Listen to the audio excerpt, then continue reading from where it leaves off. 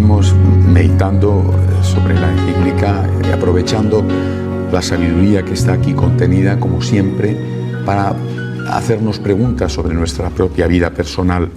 Creo que de eso se trata, sobre todo en unos ejercicios espirituales. No es una clase de teología, no es un curso sobre la fe, sino que es una meditación que, partiendo de la fe, nos lleva a preguntarnos sobre nuestra propia fe, aunque naturalmente una encíclica tan rica, tan profunda como esta, nos lleva también a iluminar nuestra inteligencia y a darnos argumentos para después poder defender la fe. Vamos a comenzar a entrar en el tercer capítulo de la encíclica, que se titula Transmito lo que he recibido. Por lo tanto, plantea la fe desde la perspectiva de algo que no es nuestro, que es de Dios y de el conjunto de nosotros. O sea, no es nuestro en el sentido individual. Yo no tengo mi fe, yo tengo nuestra fe. Yo no me he hecho mi fe a mi antojo, a mi conveniencia, no me he hecho mi Dios. Yo le he construido como obra de mis manos, sino que por el contrario yo tengo fe en el Dios que en su momento se reveló a Abraham, que se manifestó en Jesucristo, en el Dios de nuestros padres, en el Dios de la Iglesia. Por eso el primer subcapítulo dentro de este capítulo se llama La Iglesia, Madre de nuestra fe. Quien se ha abierto al amor de Dios, ha escuchado su voz y ha recibido su luz, no puede retener este don para sí. La fe, puesto que es escucha y visión, se transmite también como palabra y luz. La fe se transmite, por así decirlo, por contacto de persona a persona, como una llama enciende otra llama. Los cristianos, en su pobreza, plantan una semilla tan fecunda que se convierte en un gran árbol que es capaz de llenar el mundo de frutos. Hay un momento precioso dentro de la liturgia, que es la liturgia del Sábado Santo por la noche, la vigilia de Pascua, que todos la habéis celebrado muchas veces. Empieza con la iglesia a oscuras y el sacerdote enciende de una hoguera que suele estar en las afueras de la iglesia por el humo, enciende de ahí el cirio pascual, que representa la luz de Cristo, Cristo resucitado. Es la noche en que se celebra la resurrección del Señor. Con ese cirio encendido y sin ninguna otra luz en la iglesia, con todo a oscuras, el sacerdote entra en el templo y él, o el diácono, un acólito, proclama luz de Cristo. El pueblo, que está todavía en la oscuridad, grita, canta, demos gracias a Dios. Y empieza, eso se hace por 3 veces, empieza a encenderse la pequeña vela que tiene cada uno, tomándola del cirio. Pero seguramente recordaréis que es imposible operativamente que todos tomen su luz del cirio.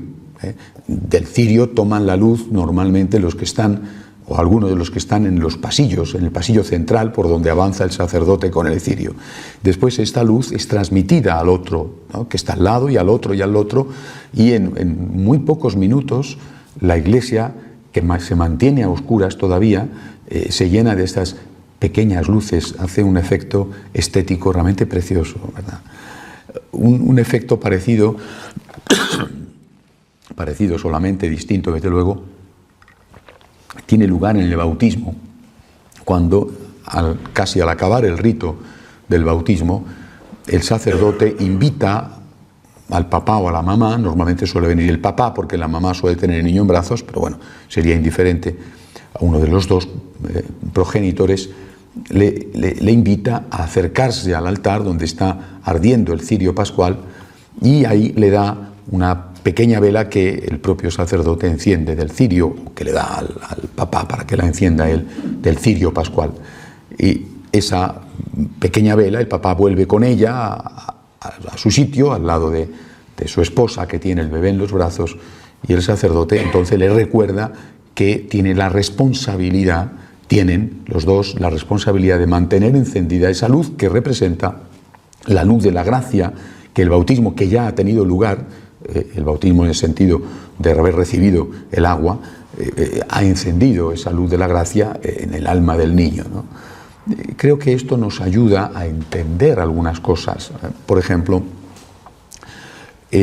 cuando nosotros estamos preocupados por la transmisión familiar de la fe, creo que la ruptura en esa transmisión es la gran tragedia de la Iglesia de nuestra época, y que de alguna manera eso se ha producido porque no nos han enseñado, no hemos enseñado, porque era natural esa transmisión familiar de la fe. La hemos recibido nosotros mismos de unos papás excelentes que tuvieron que hacer naturalmente su esfuerzo para transmitirnos la fe. Pero fue un esfuerzo muchísimo menor, con eso no quiero quitarles mérito, pero fue un esfuerzo muchísimo menor que el esfuerzo que ha habido que hacer en la siguiente generación para hacer esa misma transmisión.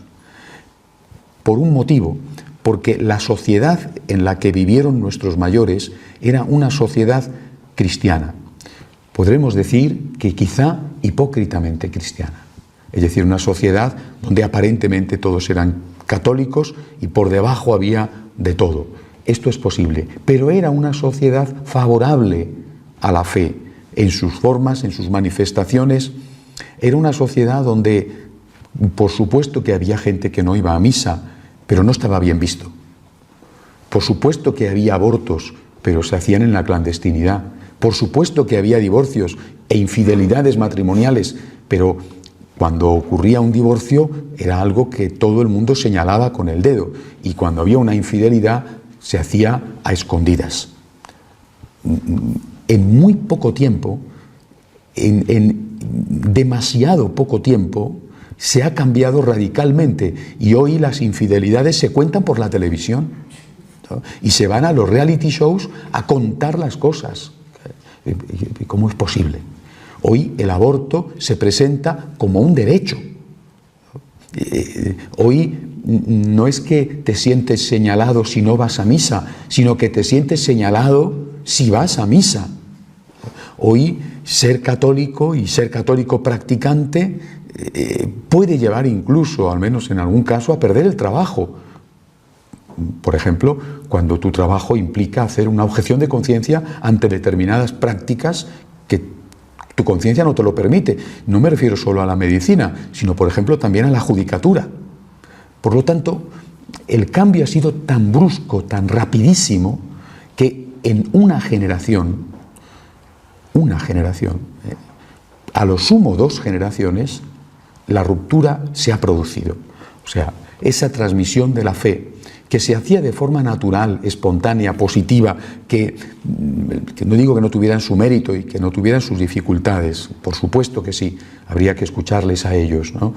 Pero quizá tenían otras dificultades, unas dificultades más ligadas a la supervivencia, más ligadas a mantener la familia económicamente a flote, que no eran pequeñas dificultades, pero no mantener a la familia unida en cuanto tal y los hijos viviendo la fe que era de sus papás, de sus abuelos, de sus bisabuelos, y así remontándose generaciones y generaciones. No nos han enseñado a transmitir familiarmente la fe. Entonces ha sucedido lo que yo considero de verdad la mayor de las tragedias, que se ha dado por supuesto que las cosas iban a suceder, incluso muchas veces que iban a suceder contando con la ayuda de algunos que colaboraban a ello, tipo colegios religiosos o parroquias, y después eso no ha sucedido. Y cuando los padres confiados, ingenuamente confiados o incluso culpablemente confiados, pero al fin confiados, se han dado cuenta, muchas veces ya era demasiado tarde. Y aunque han querido, o aunque queréis, os dais cuenta de que chocáis contra un muro en muchachos que ya no son a veces tan muchachos, ¿no? y que a su vez tienen sus propias familias y que a su vez tienen que educar a sus hijos, que son vuestros nietos, y que los educan ya sin un referente de fe. Puede ser que todavía estén tirando de una herencia moral que recibieron unida a la fe. Unida al dogma había un principio ético: esto se hace y esto no se hace. Hay que ayudar, hay que perdonar, bueno, pero desprovista esa herencia de la raíz que la justificaba, de la fe, eso que se transmite desde el punto de vista ético es cada vez más light, es cada vez más débil, más flojo. Y entonces nos planteamos qué tenemos que hacer. Creo que esta es la gran pregunta que se hace la Iglesia hoy, de cara a los jóvenes, de cara a los niños, de cara a los no tan jóvenes. Las generaciones más mayores ven con gran dolor cómo han fracasado en esa transmisión y cómo van muriendo. Y se preguntan cuál va a ser no solamente el futuro de su familia, sino cuál va a ser el futuro de la Iglesia. Por eso creo que aquí, en este capítulo, el Papa va a intentar darnos un poco de luz y empieza diciendo esto: la fe se transmite como la luz de las velas en la vigilia de Pascua, de persona a persona, de persona a persona. Pero para que se pueda transmitir de persona a persona hace falta un contacto, como la luz de las velas, hace falta un contacto. Y hace falta un contacto vivencial, un contacto afectivo. Hay que crear una relación. Esa relación suele estar creada en la familia, suele estar creada, es decir, hay un amor, por supuesto, de los padres a los hijos, y quizá menor, pero también hay un amor de los hijos a los padres. Hay un amor de otro tipo entre hermanos, y hay un amor, o debería haber un amor, y en muchos casos lo hay, en otros casos, por desgracia, no, entre cónyuges. Es decir, en ese ámbito debería de ser más fácil porque el contacto existe.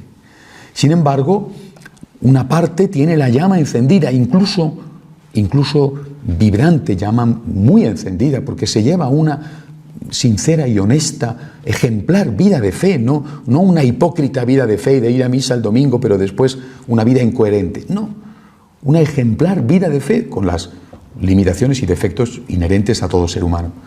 Y sin embargo, la otra parte no se deja contagiar. Creo que tenemos que tener la paciencia de Dios y tenemos que aprender a respetar los tiempos de Dios. Ayer decíamos, para nosotros la fe significa, por un lado, confesar públicamente que tenemos la verdad, pero a la vez aceptar que no vamos a imponer a la fuerza esa verdad, ni siquiera con los más queridos. Yo creo que esta es hoy nuestra cruz. Tenemos y queremos contagiar, especialmente a aquellos que tenemos más próximos, pero el otro no se deja contagiar. Le ofrecemos la luz, que sabemos que ha sido tan importante en nuestra vida, que sin esa luz habríamos hecho cosas mal o no habríamos tenido fuerza para llevar adelante y para ser felices incluso en momentos tan duros como los que todos pasamos más pronto o más tarde. Queremos contagiarles la luz y el otro no se deja. Tenemos que tener la paciencia de Dios y respetar los tiempos de Dios y también los modos de Dios, las formas que Dios se va a servir para que pueda producirse ese contagio, pero sin olvidar esto: la fe se transmite de persona a persona. Y esto nos lleva también a otra reflexión. ¿Cuál es el papel de los medios de comunicación? Creo que los medios de comunicación no son capaces de transmitir la fe de este modo. A través de los medios de comunicación no hay la posibilidad del contacto directo de persona a persona. Ni siquiera cuando se produce un cierto feedback, una relación entre comunicador y comunicados, por ejemplo, a través de los correos electrónicos, cuando no pocas personas escriben al sacerdote o al testigo que está contando su experiencia o dando su mensaje, y entonces escriben contando sus cuitas, o pidiendo su consejo, o pidiendo oraciones, bueno, de todo hay, ¿no? A veces también pidiendo dinero, en fin, de todo hay. Pero ese contacto, que es un contacto que se produce numéricamente con pocos, comparado con el elevado número que van a ver ese programa, o van a leer ese artículo, o van a escuchar una emisión de radio, ¿verdad? Son muy pocos los que escriben, de los que oyen o de los que ven, ¿no? Pero incluso eso es pobre. O sea, el contacto persona a persona no puede quedar sustituido por un correo electrónico. No puede quedar sustituido por una imagen en la televisión. Creo que esto lo tenemos que tener muy presente. Eso no significa que los medios de comunicación no tengan un valor, una utilidad. No significa tampoco que no se puedan producir conversiones a través de los medios de comunicación, porque la realidad es que sí se producen. Lo mismo que se han producido conversiones leyendo un libro. Y hay tantos santos, además, ¿verdad?, que son ejemplo de esto. Y seguramente muchos de nosotros podemos recordar en nuestra historia personal cómo una lectura en un momento dado de nuestra vida nos abrió un horizonte, nos tocó el corazón, nos lo encendió y nos ayudó después a ponernos en camino hacia un sacerdote, hacia la iglesia, bueno, o simplemente a intensificar nuestra vida de fe. Esto es verdad. Pero pensar que la evangelización se va a llevar adelante por los medios de comunicación es un error. La evangelización se va a llevar adelante como se ha llevado adelante siempre, por el contacto de persona a persona. No es que esto sea muy ilusionante, porque dices, yo soy un laico, ¿qué hago? Incluso con los que más quiero fracaso, ¿cómo puedo hacer? Bueno, los medios ayudan. También puede ser que perjudiquen, pero pueden tener un aspecto y un valor positivo, y hay que trabajarlos, hay que utilizarlos, hay que servirse de ellos, hay que ponerlos al servicio de la evangelización. Pero los medios no sustituyen. Como mucho, el medio de comunicación ayuda a la persona a que se ponga en contacto con otra persona. Y creo que eso, insisto, es algo que tenemos que tener en cuenta. No solamente a la hora de usar los medios, sino a la hora de evangelizar, diciendo a la gente, ¿por qué no ves este programa? Pero sabiendo que después tendrás que hablarle tú, tendrás que ser tú el testigo directo, o tendrás que conducirle o animarle a que se acerque a otra persona, a un sacerdote, por ejemplo. No me parece posible plantear una evangelización a través de los medios que olvide o que minusvalore el contacto personal. De ahí la enorme importancia que sigue teniendo la parroquia, la comunidad, el movimiento. Es decir, la persona en un mundo como el que vivimos, es un mundo cada vez más virtual, todo esto es un espejismo. Es un espejismo. Tú puedes tener una relación virtual, chateando, o incluso viéndote a través, qué sé yo, de Skype, por ejemplo, con alguien. Y puedes pensar que has encontrado tu alma gemela, que tienes una relación con esa persona como no tienes con las personas que viven contigo. Bueno, esto es ficticio. No hay nada que pueda sustituir a un abrazo. Por lo tanto, todo el uso de los medios tiene que estar al servicio de un posterior, definitivo, fundamental contacto persona a persona. Con nosotros, con los sacerdotes, en la parroquia, llevándole a un movimiento, llevándole a un grupo. Ven y verás. Cuando aquellos primeros apóstoles le preguntan a Jesús, que quieren seguirle le dicen: Maestro, ¿dónde vives? ¿Dónde moras? Y Jesús les dice: venid y veréis. Tiene que haber un contacto. De ahí también la enorme importancia de poner a la gente en contacto directo con Jesucristo a través de la oración. Nosotros, vosotros, sois la palabra de Dios para la inmensa mayoría, que no se van a acercar nunca a una iglesia y que no van a abrir nunca una Biblia. Vosotros sois Cristo para la inmensa mayoría, porque no tendrán otro contacto con Cristo si no es a través vuestro. Pero en la medida en que sea posible, no digo en la medida en que vosotros queráis, sino en la medida en que ellos lo acepten, intentad ponerlos en contacto con el propio Cristo. Digo, en la medida en que lo acepten, que es muy difícil. Vete a rezar, vete a rezar. Quizá no empieces por decirle vete a misa, díselo si puedes, pero a lo mejor la comunión es el final de una etapa, a su vez es el inicio de otra, pero es el final de una etapa, como pasaba en el inicio con el catecumenado, ¿no? El final de una etapa de acercamiento y después el inicio de otra. Empieza por decirle: ¿por qué no rezas? Vete a la iglesia cuando no haya nadie. Estate un ratito en la iglesia. Mira, esta cruz, esta imagen, este rosario, llévalo al cuello.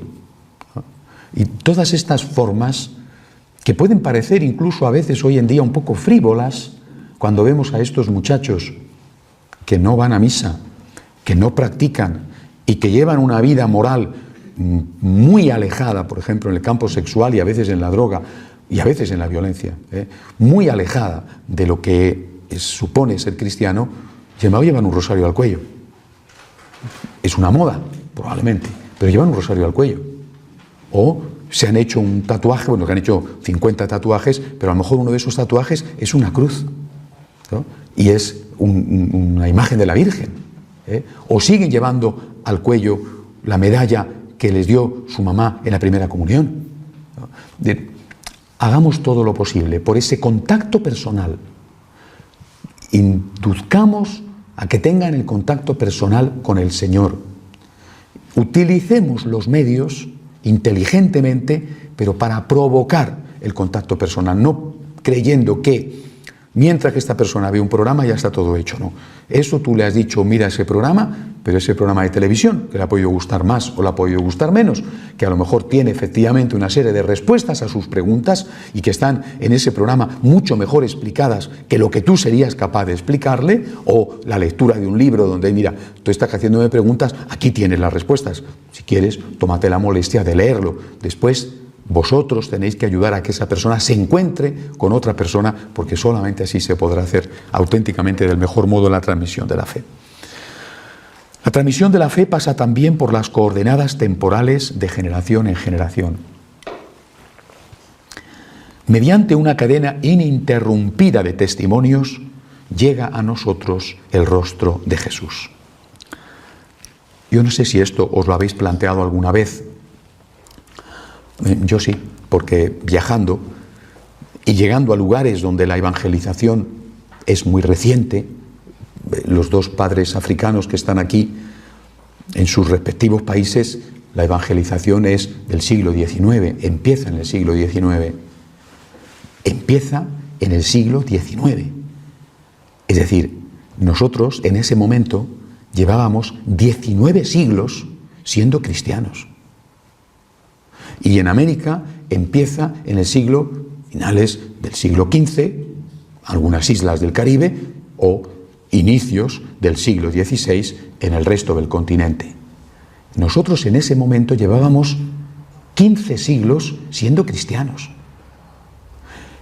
Y cuando digo nosotros, significa que cualquiera de nosotros que estamos aquí presentes, si se pudiera, que obviamente no se puede, podríamos sacar un árbol genealógico que nos remontaría durante casi 2000 años a una fe transmitida de generación en generación. Esto es una cosa espectacular. ¿Os imagináis lo que esto representa? Que durante 2000 años, diréis, bueno, la tradición de Santiago Apóstol, que llega a Tarragona después remonta el Ebro, llega a Finisterre, regresa, lo matan. Bueno, San Pablo, que probablemente también estuvo en Tarragona, y desde luego lo que no cabe duda es que el cristianismo estaba en España ya en el siglo I, es decir, al margen de la acción apostólica de Santiago, aquí había cristianos, por lo menos desde los años 50, 60, claro, a lo mejor nuestras raíces no nos remontarían a esos primerísimos cristianos de la Hispania romana, probablemente, pero sí a los del siglo II o a los del siglo III, es decir, y además muy probablemente, pero muy probablemente, si fuéramos capaces de hacer ese árbol genealógico, encontraríamos mártires, encontraríamos santos. Muchas veces nuestros apellidos, que tienen lógicamente todos un origen común, en todos los Martín tendrán una raíz común, será de aquellos caballeros franceses que vinieron con Leonor de Aquitania o que vinieron con aquella reina que fue reina de Castilla de origen francés y que se instalaron aquí en la Reconquista y que se instalan en Castilla, en la zona de Ávila y Salamanca, de donde está enraizado el apellido. Bueno, oiga, pero es que los Martín son los mismos de Santa Teresita de Lisieux, que se llamaba Martín, ¿no? Es que es un apellido de origen francés, y después el otro busca su apellido y el otro busca su apellido y encuentras muy probablemente un santo canonizado, por no decir los santos no canonizados, que son muchísimos, o encuentras un mártir de la guerra civil o un mártir de los primeros siglos. ¿Os dais cuenta de lo que esto significa? Del don que representa tener este patrimonio. Nuestros papás, nuestros abuelos, nuestros bisabuelos han sido católicos. Nos remontamos en la historia 2000 años y 2000 años hemos celebrado la misma fe, hemos rezado las mismas oraciones, hemos celebrado la misma liturgia, con los cambios que ha habido, lógicamente, con el paso del tiempo, la liturgia mozárabe, la liturgia romana, la liturgia posconciliar, pero hemos celebrado la misma liturgia. Y algunos huyeron de sus casas para refugiarse en las montañas porque no quisieron claudicar al Islam y durante casi 9 siglos lucharon para poder recuperar la patria, la tierra y la fe. El derecho a vivir en tu patria, en tu tierra, tu fe. Esta es nuestra raíz. Y si no somos conscientes de esto, y no lo somos, ¿qué sucede? Que no lo transmitimos. Si fuéramos, no es el caso de ninguno de los que estamos aquí, si fuéramos personas que tienen un título nobiliario, por ejemplo, seguro que habríamos dicho a los herederos o al heredero del título: mira, la historia de nuestra familia es esta. En el siglo XVI, en una batalla que hubo con los tercios de Flandes, tu antepasado, nuestro antepasado, se distinguió y entonces el rey no sé quién le dio el título de señor de no sé cuántos, ¿no? Vale. O en aquella batalla de las Navas de Tolosa, tu antepasado se distinguió porque recibió un flechazo en el pecho que casi le mata para salvar la vida del rey, y el rey en recompensa le nombró grande de España, ¿vale? Y esa persona recibiría con gran honor y satisfacción, y lo recibiría desde niño, la historia de su familia. Oye, somos alguien. Nosotros no hemos sido capaces de transmitir a los nuestros el honor que significa, la grandeza que significa y la importancia que significa tener 2000 años de historia católica en nuestros genes. En nuestros genes. Recibimos un color de ojos, recibimos un color de pelo, recibimos un tamaño, una estatura, recibimos un color de piel, recibimos un idioma, recibimos una cultura, recibimos una fe. Y repito, no hemos sido capaces de decir: oye, tú eres de una estirpe que ha dado la vida por esta fe. Vas a traicionar no solamente a la fe, sino a todos los que te han precedido. Piénsatelo bien, por lo menos. Es verdad que no es que tengas que sentirte obligado de forma determinada, como si no tuvieras capacidad de elección, pero piénsatelo bien, por lo menos. En nuestra familia desde hace 2000 años somos católicos. En nuestra familia desde hace 2000 años rezamos el rosario. En nuestra familia desde hace 2000 años defendemos al Papa. Ahora, si tú quieres romper la tradición familiar, es una decisión tuya que yo respetaré, pero piénsatelo bien. Por eso cuando uno lee esto, dice ya, mediante una cadena ininterrumpida de testimonios llega a nosotros el rostro de Jesús. Nos han educado en el colegio, nos han educado en la parroquia, pero quien nos ha educado ha sido nuestra mamá, nuestro papá, nuestros abuelos. Los otros que han sido ayudantes, útiles ayudantes, pero quien nos ha educado ha sido nuestra mamá, nuestro papá y nuestros abuelos. Y eso es lo que yo tengo que decir de mí. Y eso es seguramente lo que tenéis que decir todos de vosotros mismos. Y a mi mamá y a mi papá, quien les educó en la fe fue su mamá y su papá. Y a mi abuelo y a mi abuela, quien le educó en la fe fue su mamá y su papá. Y a mi bisabuelo y a mi tatarabuelo. Y esto es así. Es una cadena ininterrumpida. Insisto, lo mismo que llevamos unos genes, llevamos una fe. La fe es una cuestión personal que uno obviamente hace suya. Sí, pero también haces tuya la cultura en la que vives. También haces tuya, y a veces te peleas por ello, la herencia económica, sin ser ni siquiera grande, que te dejan tus mayores. Haces tuya una herencia cultural y en ese sentido cultural, una herencia religiosa. Tenemos que decírselo a los nuestros, porque muchas veces no lo valoran y se pierde. Y se pierde lo que más vale, porque eso es lo que de verdad tiene importancia. Lo que de verdad le deja un padre a su hijo no es un piso o unas acciones o un dinero en la cuenta corriente. Lo que de verdad le deja es un ejemplo, un testimonio, una forma de vida. Y si no lo hemos sabido nosotros valorar y presentar, es normal que el otro no lo aprecie, porque no se lo hemos hecho apreciar. Si haciéndoselo apreciar, después resulta que lo desprecian, bueno, pues qué pena, ¿no? Y pagarán las consecuencias. Pero al menos nosotros tenemos que ayudarle a que lo entiendan. Oye, tú te das cuenta que en tu familia, de la que tú vienes, de la que has recibido la vida, llevamos 2000 años rezando el rosario.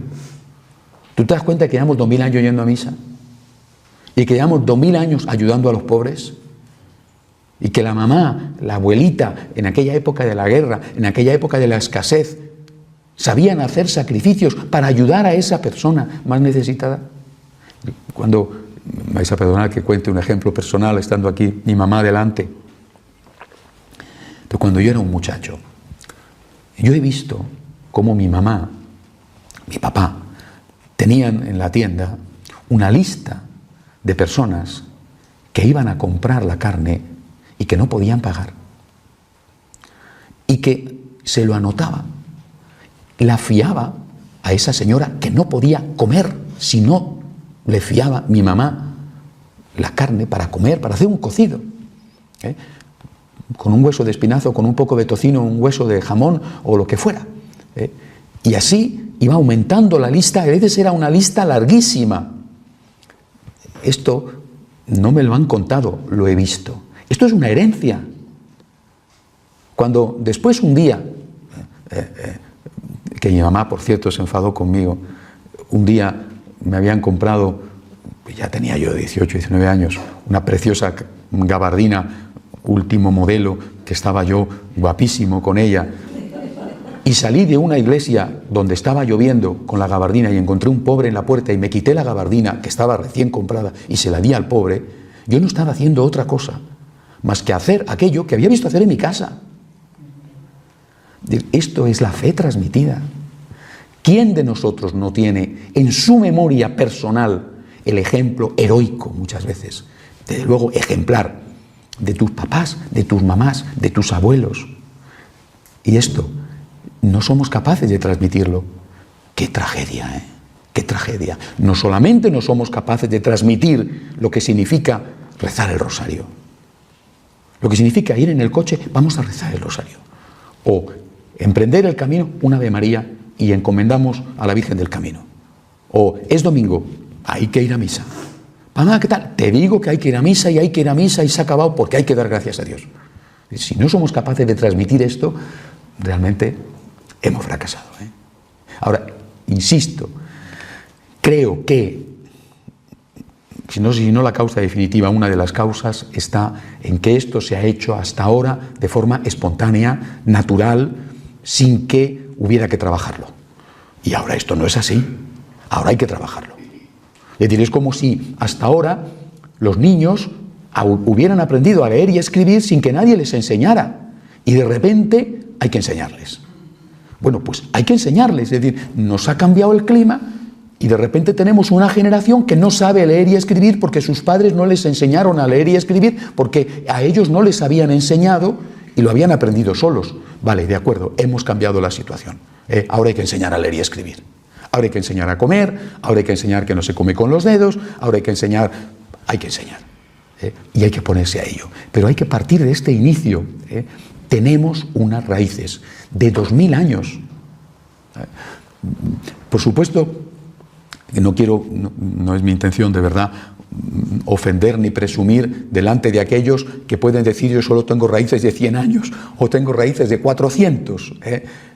¿Por qué? Porque en este momento los que tienen raíces de 100 años tienen una fe más viva que los que tenemos raíces de 2000. Y ellos hoy son maestros nuestros. Y ellos hoy nos enseñan cómo se vive con intensidad y con alegría la fe y cómo se transmite. Pero nosotros, en este continente que muere porque ha abandonado sus raíces, tenemos que hacer esto que dice la encíclica, transmitirlo de persona a persona, unir esa fe a la cultura, que por cierto sí que valoramos, porque tu hijo o tu nieto aprecia mucho que hagas esas rosquillas maravillosas o cómo hace la abuelita la tortilla de patata, o hay que ver qué bien teje este pañito la mamá, que cuando se muera, porque ya es ancianita, esto ya va a desaparecer porque yo no sé hacer ganchillo. Bueno, unamos a esta cultura que sí que es apreciada, unamos el culto. Forma parte de nuestras raíces la transmisión de la fe. Tenemos fe de hace 2000 años y esto, si desaparece, verdaderamente será una tragedia, y no solamente para nosotros, sino para el conjunto de la sociedad. Sigue diciendo la encíclica: ¿cómo podemos estar seguros de llegar al verdadero Jesús a través de los siglos? Si el hombre fuese un individuo aislado, esta certeza, dice la encíclica, sería imposible. No puedo ver por mí mismo lo que ha sucedido en una época tan distante de la mía. Pero esta no es la única manera que tiene el hombre de conocer. La persona vive siempre en relación. Proviene de otros, pertenece a otros. Su vida se ensancha en el encuentro con otros. Proviene de otros, de tu familia. Pertenece a otros, por ejemplo, con el amor. Perteneces a los tuyos, lo mismo que los tuyos te pertenecen a ti, respetando siempre, lógicamente, la libertad. Incluso el conocimiento de sí, la autoconciencia, es relacional y está vinculada a otros que nos han precedido. El conocimiento de uno mismo solo es posible cuando participamos en una memoria más grande. Lo mismo sucede con la fe, que lleva a su plenitud el modo humano de comprender. El pasado de la fe, aquel acto de amor de Jesús que ha hecho germinar en el mundo una vida nueva, nos llega en la memoria de otros, de testigos, conservado vivo en aquel sujeto único de memoria que es la Iglesia. Yo tengo fe. ¿Quién me la ha enseñado? Un día la hice mía. Un día tuve uso de razón y dije, yo quiero tener la fe de mis padres. Pero ¿quién me la ha enseñado? ¿Quién me enseñó a rezar el Ave María? ¿Quién me enseñó a santiguarme? ¿Quién me enseñó que cuando entrábamos en una iglesia había que estar en silencio? Y había que hacer una genuflexión delante de una cajita que había allí y que me decían que allí estaba Jesús. Mis papás, mis abuelos.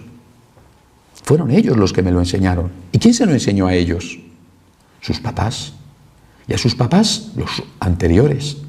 Es decir, ¿cómo estamos seguros de que este Jesús que hoy identificamos de este modo, nace en Belén, está en Nazaret, se va a predicar, defiende a la mujer, no le importa romper el sábado para ayudar al que tiene hambre o al enfermo, muere crucificado perdonando a sus enemigos, resucita, sube al cielo?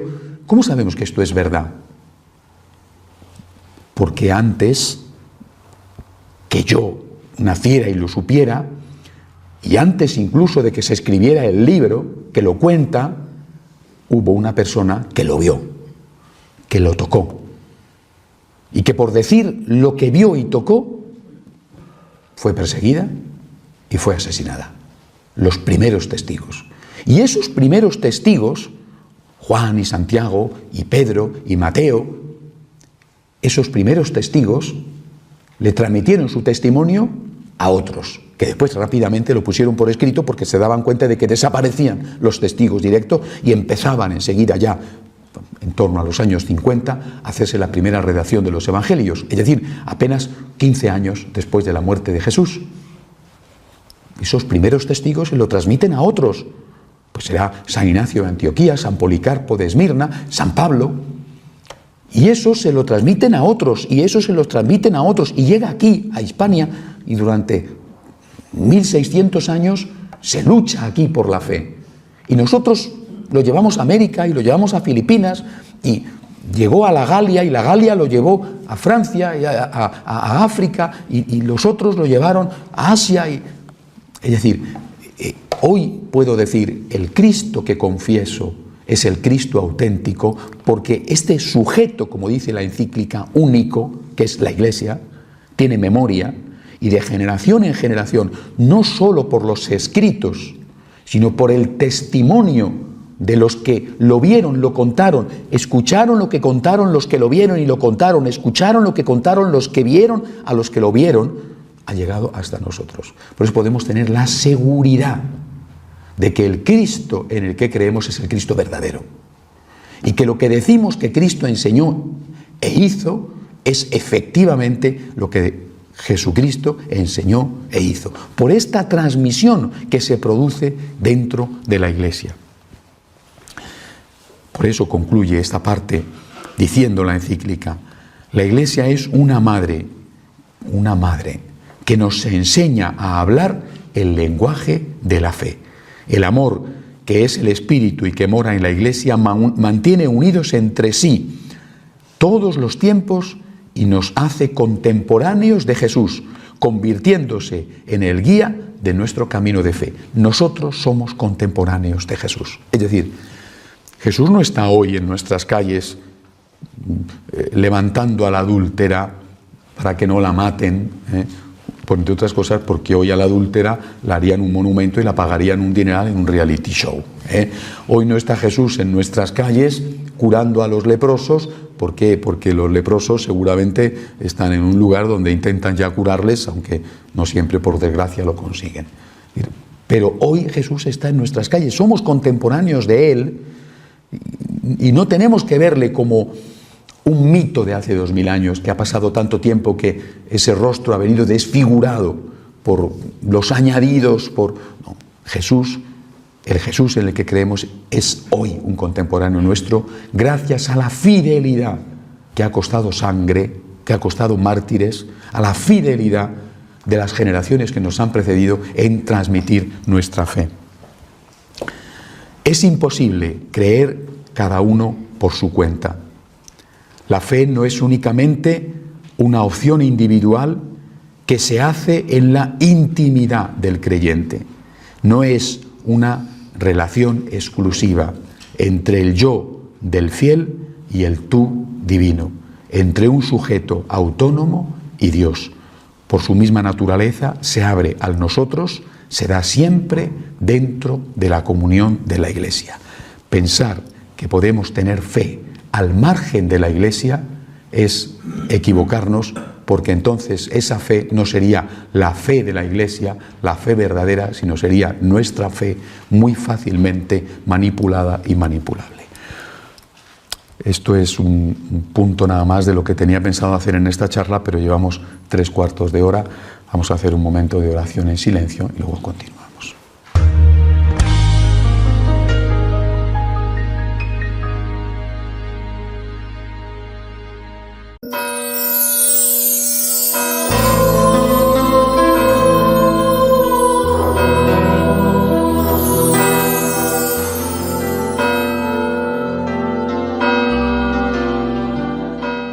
En el nombre del Padre, y del Hijo, y del Espíritu Santo. Amén. El Señor esté con vosotros. Con tu espíritu. Es el 5.º domingo de Cuaresma.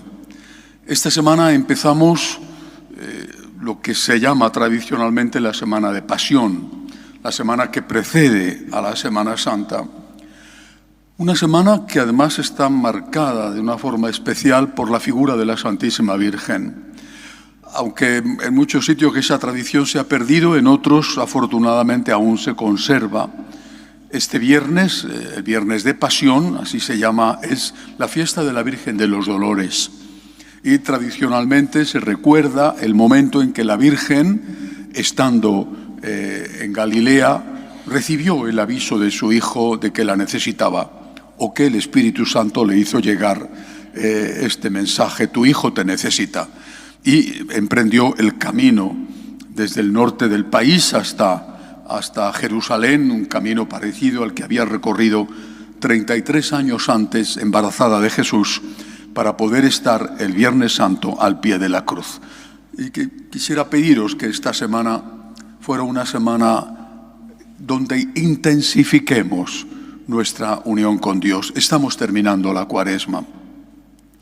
Vamos a entrar en los días más solemnes de nuestra fe, el Triduo Santo, Jueves Santo, Viernes Santo, Sábado de Gloria, y vamos a entrar allí con el alma preparada.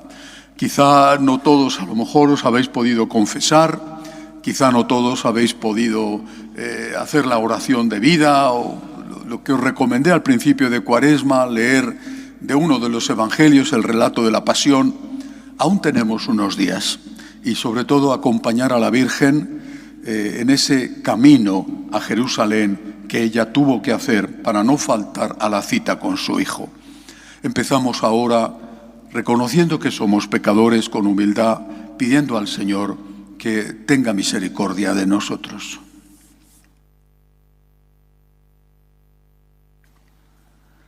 Yo confieso ante Dios Todopoderoso y ante vosotros, hermanos, que he pecado mucho de pensamiento, palabra, obra y omisión.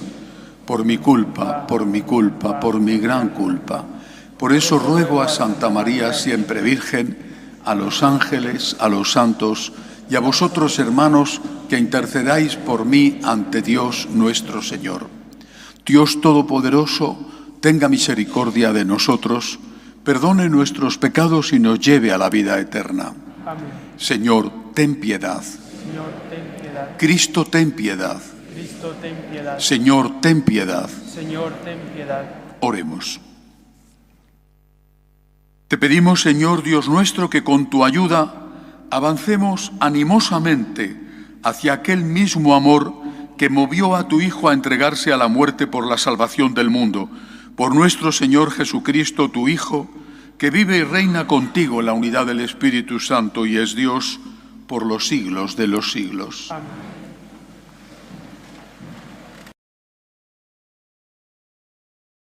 Lectura del libro de Isaías. Así dice el Señor, que abrió camino en el mar y senda en las aguas impetuosas, que sacó a batalla carros y caballos, tropa con sus valientes. Caían para no levantarse, se apagaron como mecha que se extingue. No recordéis lo de antaño, no penséis en lo antiguo. Mirad que realizo algo nuevo. Ya está brotando, ¿no lo notáis? Abriré un camino por el desierto, ríos en el yermo. Me glorificarán las bestias del campo, chacales y avestruces, porque ofreceré agua en el desierto, ríos en el yermo, para apagar la sed de mi pueblo, de mi escogido, el pueblo que yo formé para que proclamara mi alabanza. Palabra de Dios. El Señor ha estado grande con nosotros y estamos alegres. El Señor ha estado grande con nosotros y estamos alegres. Cuando el Señor cambió la suerte de Sión, nos parecía soñar. La boca se nos llenaba de risas, la lengua de cantares. El Señor ha estado grande con nosotros y estamos alegres. Hasta los gentiles decían, el Señor ha estado grande con ellos. El Señor ha estado grande con nosotros y estamos alegres. El Señor ha estado grande con nosotros y estamos alegres. Que el Señor cambie nuestra suerte, como los torrentes del Negev. Los que sembraban con lágrimas cosechan entre cantares. El Señor ha estado grande con nosotros y estamos alegres. Al ir iba llorando, llevando la semilla. Al volver vuelve cantando, trayendo sus gavillas. El Señor ha estado grande con nosotros y estamos alegres.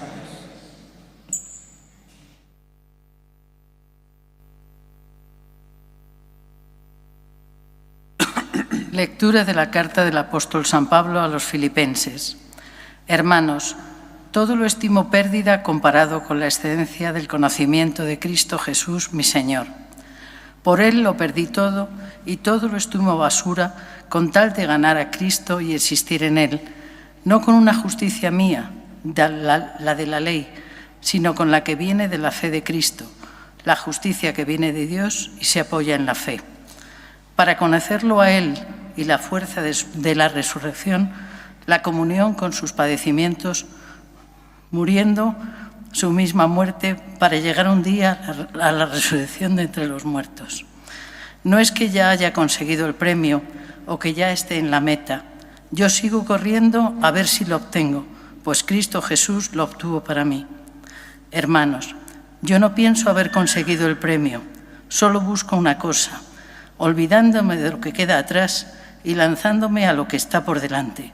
Corro hacia la meta para ganar el premio al que Dios desde arriba llama en Cristo Jesús. Palabra de Dios.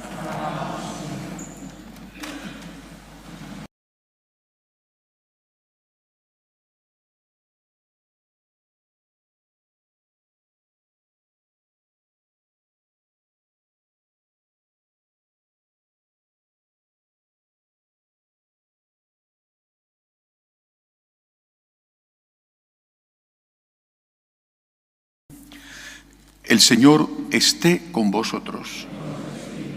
Lectura del Santo Evangelio según San Juan.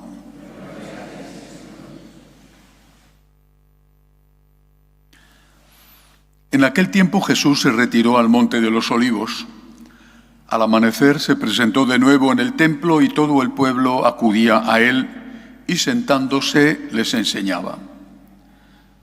Los escribas y los fariseos le traen a una mujer sorprendida en adulterio y colocándola en medio le dijeron: Maestro, esta mujer ha sido sorprendida en flagrante adulterio.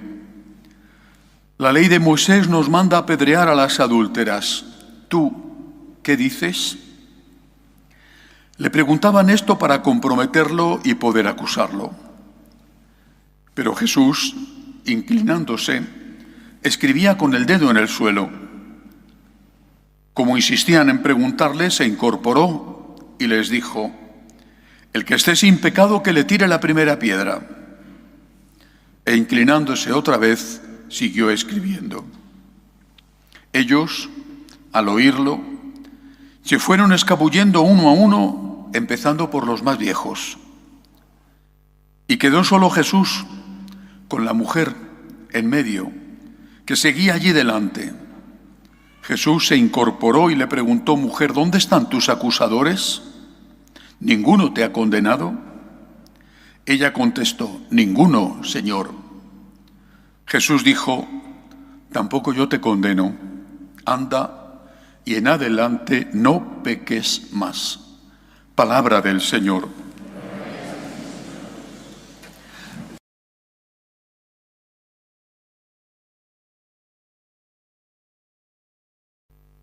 Estos días estoy dando una pequeña meditación a los seminaristas sobre la humildad en este tiempo de Cuaresma.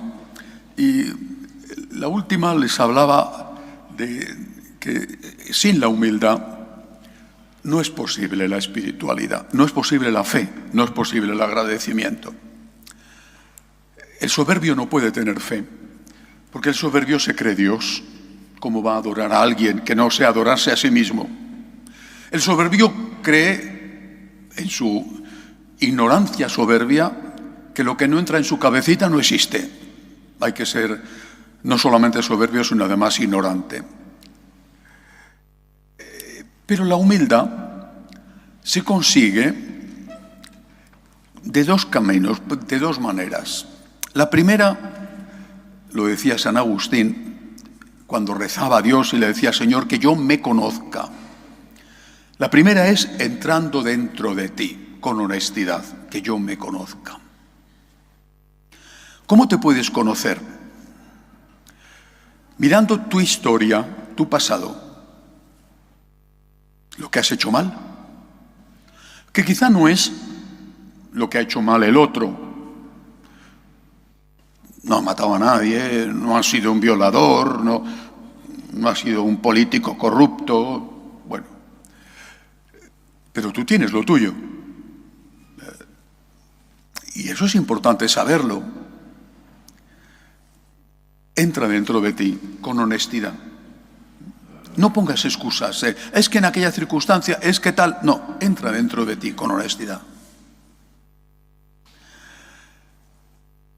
Segunda cosa que tienes que hacer, entrando dentro de ti, no es solo ver lo que has hecho mal, sino lo que podías haber hecho mal.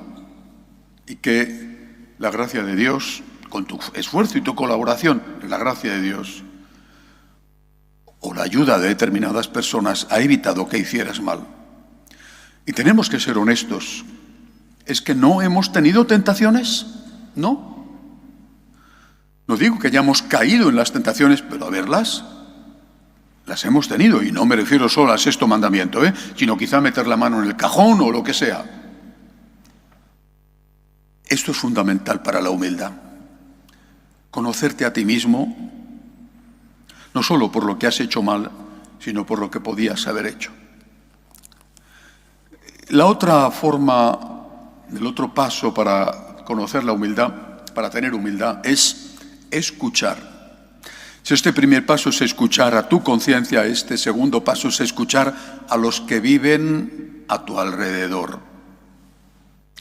Y es muy duro. Es muy duro para los que tenéis hijos adolescentes, por ejemplo. Qué duros que son con vosotros, qué severos. O para los cónyuges, para aquellos que viven contigo.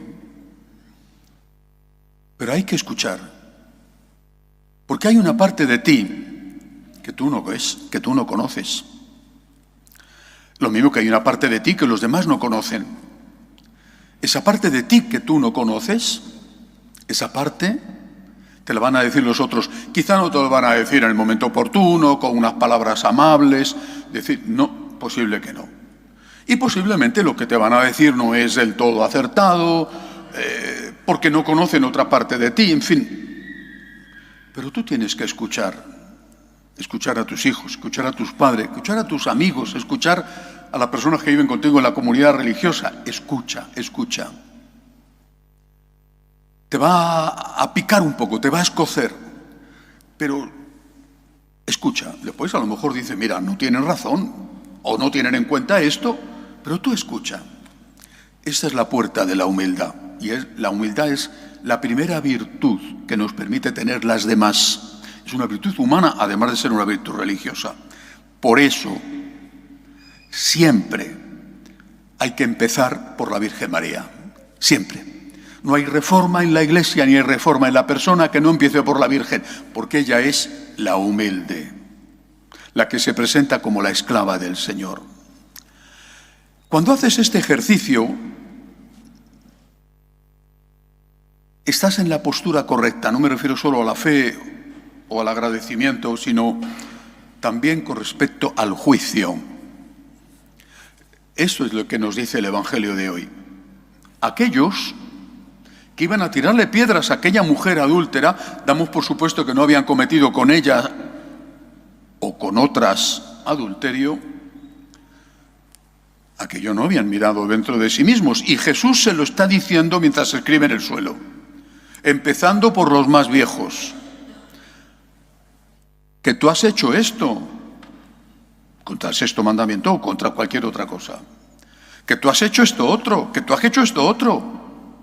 Jesús se lo está diciendo. Ahora, ¿estás libre de culpa? Toma la piedra, tírala, anda, atrévete. Qué importante es distinguir entre el pecado y el pecador.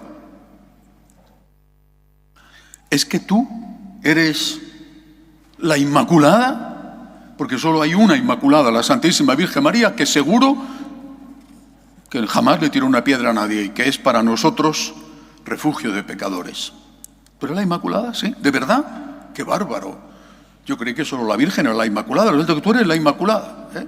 Tú ni el pecado original tienes, ¡qué bárbaro! No juzgues y no serás juzgado. La medida que uses la van a usar contigo. Pero esto tiene un riesgo. Y por eso Jesús, que es Dios, es la verdad y es la sabiduría plena, Jesús termina este pasaje diciendo: yo no te condeno, podía condenarle, él era inmaculado como su madre, pero no condena. ¿A quién no condena? A la persona. Yo no te condeno, pero no peques más. Es decir, no hagas esto más, primero, y segundo, esto es un pecado. El Señor no condena al pecador, le da la mano, la levanta, nos trata con misericordia, pero no es tolerante. Es misericordioso, pero no es tolerante. Esto está mal, lo que has hecho está mal. No dice, vete y la próxima vez ten más cuidado porque no voy a estar aquí yo todos los días para evitar que te apedreen. Sé un poquito más lista. No dice eso. Dice, no te condeno, pero condeno lo que tú has hecho. Porque lo que tú has hecho es un pecado. Y no debes hacerlo más. Esta es nuestra postura. Si Jesús, la plenitud de la santidad, no condena a la persona, ¿por qué tenemos que condenar nosotros? Mira tu historia. No esperes a que te la escriba Jesús en el suelo, en público. Mira tu historia, lo que has hecho mal. Que quizá no has hecho aquello. ¿Tú sabes las circunstancias de aquella persona, su origen familiar? ¿Quién sabe lo que sufrió? El trauma que tiene, que le llevó o le condicionó para hacer aquello sin que eso suponga privarle del todo de su responsabilidad. Mira tu historia, lo que has hecho mal o lo que podías haber hecho mal si no hubiera sido porque Dios te ha puesto la mano encima protegiéndote. No juzgues y no serás juzgado. Mira tu historia. Mira la viga que tienes en el ojo antes de fijarte en la paja que tiene el otro. No condenes, deja eso a Dios, que es Dios y que sabe todo. Déjale a Dios que haga de Dios. Pero sí tienes que condenar el pecado. Se dice, y muchos sacerdotes lo interpretan muy mal y enseñan muy mal, se dice que en la Iglesia caben todos, y es verdad, todos. El Papa lo repite y lo dice 3 veces, todos, todos, todos, y es verdad. Pero en la Iglesia no cabe todo. Todos, sí. Todo, no. Cuando al acabar esta misa os dé la bendición, yo no sé, ni sabré quién de vosotros que está en gracia de Dios, quién no. Ni sé ni sabré si vosotros que estáis casados por la Iglesia o si hay alguno que está viviendo con su pareja, no lo sé. Ni sé ni sabré si alguno de vosotros ha cometido, qué sé yo, qué crimen o pecado y no se ha confesado de él, no lo sé, pero os daré la bendición a todos. Pero la bendición se la da a la persona. Si hubiera aquí entre nosotros un asesino, la bendición sería para el asesino, no para el asesinato. Si hubiera aquí entre nosotros uno que ha aprovechado su cargo público, y no voy a meterme en más honduras, para robar o para, en fin, usar el dinero público para señoritas de alterne, podría bendecirle a él, pero no al uso del dinero público corrupto que ha hecho. En la Iglesia cabemos todos. Si no cupiéramos todos, ¿quién cabría? ¿La Virgen María nada más y nuestro Señor Jesucristo? En la Iglesia cabemos todos de verdad, todos, pero no cabe todo. Debemos bendecir al pecador y dejarle a Dios que juzgue, pero no podemos bendecir el pecado. Al pecador hay que decirle, como ha hecho Dios con nosotros, levántate, levántate, para luego decir, no peques más. Que así sea. Confesamos ahora juntos nuestra fe. Creo en un solo Dios, Padre Todopoderoso, Creador del cielo y de la tierra, de todo lo visible y lo invisible. Creo en un solo Señor Jesucristo, Hijo único de Dios, nacido del Padre antes de todos los siglos, Dios de Dios, luz de luz, Dios verdadero de Dios verdadero, engendrado, no creado, de la misma naturaleza del Padre, por quien todo fue hecho, que por nosotros los hombres y por nuestra salvación bajó del cielo. Por obra del Espíritu Santo se encarnó de María la Virgen y se hizo hombre. Y por nuestra causa fue crucificado en tiempos de Poncio Pilato. Padeció y fue sepultado. Resucitó al tercer día según las Escrituras y subió al cielo. Y está sentado a la derecha del Padre. Y de nuevo vendrá con gloria para juzgar a vivos y muertos, y su reino no tendrá fin. Creo en el Espíritu Santo, Señor y dador de vida, que procede del Padre y del Hijo, que con el Padre y el Hijo recibe una misma adoración y gloria, y que habló por los profetas. Creo en la Iglesia, que es una, santa, católica y apostólica. Confieso que hay un solo bautismo para el perdón de los pecados. Espero la resurrección de los muertos y la vida del mundo futuro. Amén. Por la Santa Iglesia de Dios, por el Papa, por su salud, roguemos al Señor. Por la paz en Ucrania, donde la situación sigue siendo muy grave. Por la paz en la patria de Jesús, la liberación de todos los rehenes secuestrados, para que haya paz en Gaza, roguemos al Señor. Por la libertad donde hay dictaduras, que muchas veces son dictaduras que persiguen especialmente a los católicos, como en Nicaragua, en Cuba o en Venezuela, roguemos al Señor. Por los enfermos, los emigrantes, los que viven solos, roguemos al Señor.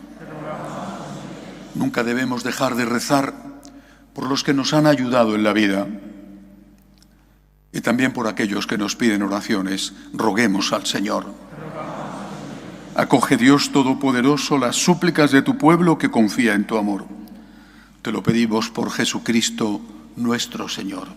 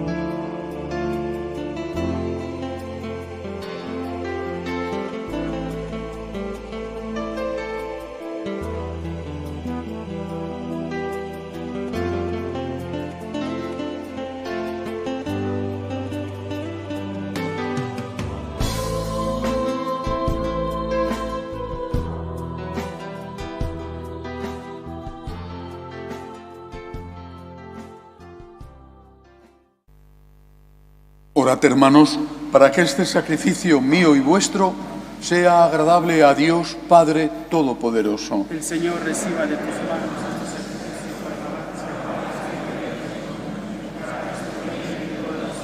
sacrificio. Escúchanos, Dios Todopoderoso, y por la acción de este sacrificio purifica a tus siervos, a quienes has iluminado con las enseñanzas de la fe cristiana, por Jesucristo nuestro Señor. El Señor esté con vosotros. Levantemos el corazón. Demos gracias al Señor nuestro Dios. En verdad es justo y necesario, es nuestro deber y salvación, darte gracias siempre y en todo lugar, Señor Padre Santo, Dios Todopoderoso y Eterno, por Cristo Señor nuestro, el cual, verdadero hombre, lloró a su amigo Lázaro, y Dios Eterno lo hizo salir del sepulcro. Él mismo, compadecido del género humano, nos conduce a la vida nueva por medio de los santos sacramentos. Por él, los coros de los ángeles adoran tu gloria eternamente gozosos en tu presencia. Permítenos asociarnos a sus voces cantando con ellos tu alabanza. Santo, santo, santo es el Señor Dios del universo. Llenos están el cielo y la tierra de tu gloria. Hosana en el cielo. Bendito el que viene en nombre del Señor. Hosana en el cielo. Santo eres en verdad, Señor, fuente de toda santidad. Por eso te pedimos que santifiques estos dones con la efusión de tu Espíritu, de manera que sean para nosotros cuerpo y sangre de Jesucristo nuestro Señor, el cual, cuando iba a ser entregado a su pasión, voluntariamente aceptada, tomó pan. Dándote gracias, lo partió y lo dio a sus discípulos, diciendo: tomad y comed todos de él, porque esto es mi cuerpo, que será entregado por vosotros.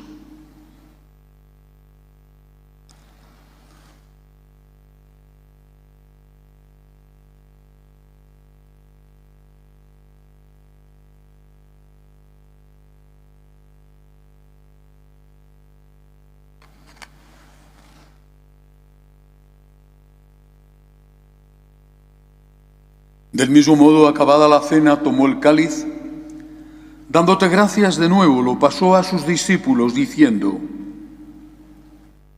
tomad y bebed todos de él, porque este es el cáliz de mi sangre, sangre de la alianza nueva y eterna, que será derramada por vosotros y por muchos para el perdón de los pecados. Haced esto en conmemoración mía.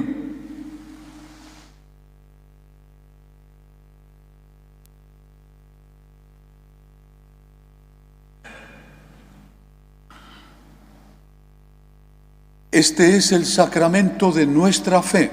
Anunciamos tu muerte, proclamamos tu resurrección. Ven, Señor Jesús. Así pues, Padre, al celebrar ahora el memorial de la muerte y resurrección de tu Hijo, te ofrecemos el pan de vida y el cáliz de salvación y te damos gracias porque nos haces dignos de servirte en tu presencia. Te pedimos humildemente que el Espíritu Santo congregue en la unidad a cuantos participamos del cuerpo y sangre de Cristo. Acuérdate, Señor, de tu iglesia extendida por toda la tierra y reunida aquí en el domingo, día en que Cristo ha vencido a la muerte y nos ha hecho partícipes de su vida inmortal, y con el Papa Francisco, con nuestro obispo José y todos los pastores que cuidan de tu pueblo, llévala a su perfección por la caridad. Acuérdate también de nuestros hermanos que durmieron en la esperanza de la resurrección, de tus hijos Federico, Nilo, María García, Francisco, Miguel José, Rodolfo, Paula, Antonio, difunto de la familia Herranz Yasser, y de todos los que han muerto en tu misericordia, admítelos a contemplar la luz de tu rostro. Ten misericordia de todos nosotros, y así, con María la Virgen Madre de Dios, su esposo San José, los apóstoles y cuantos vivieron en tu amistad a través de los tiempos, merezcamos por tu Hijo Jesucristo compartir la vida eterna y cantar tus alabanzas. Por Cristo, con Él y en Él, a ti Dios Padre Omnipotente, en la unidad del Espíritu Santo, todo honor y toda gloria por los siglos de los siglos. Amén. El Señor nos enseña, siguiendo su ejemplo, a ser misericordiosos. La segunda encíclica de San Juan Pablo II, hemos celebrado esta semana el 20 aniversario de su muerte, se llamaba así, Dives in Misericordia. La primera era la Redemptor Hominis, rico en misericordia. Creemos y esperamos en la misericordia de Dios. Si no fuera por su misericordia, no tendríamos esperanza. Si la necesitamos, tenemos que darla. No juzguéis y no seréis juzgados. Pidamos al Señor, como decía San Agustín, conocernos y conocerle, para condenar el pecado, pero no al pecador. Padre nuestro que estás en el cielo, santificado sea tu nombre. Venga a nosotros tu reino. Hágase tu voluntad en la tierra como en el cielo. Danos hoy nuestro pan de cada día. Perdona nuestras ofensas, como también nosotros perdonamos a los que nos ofenden. No nos dejes caer en la tentación y líbranos del mal. Líbranos, Señor, de todos los males. Concédenos la paz en nuestros días, para que, ayudados por tu misericordia, vivamos siempre libres de pecado y protegidos de toda perturbación, mientras esperamos la gloriosa venida de nuestro Salvador Jesucristo. Señor Jesucristo, que dijiste a tus apóstoles, la paz os dejo, mi paz os doy, no tengas en cuenta nuestros pecados, sino la fe de tu Iglesia.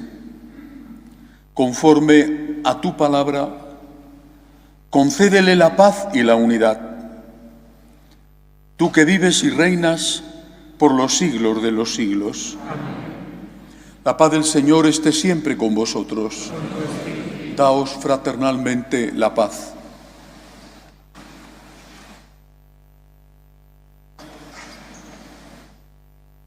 Cordero de Dios, que quitas el pecado del mundo, Ten piedad de nosotros. Cordero de Dios, que quitas el pecado del mundo, ten piedad de nosotros. Cordero de Dios, que quitas el pecado del mundo, danos la paz.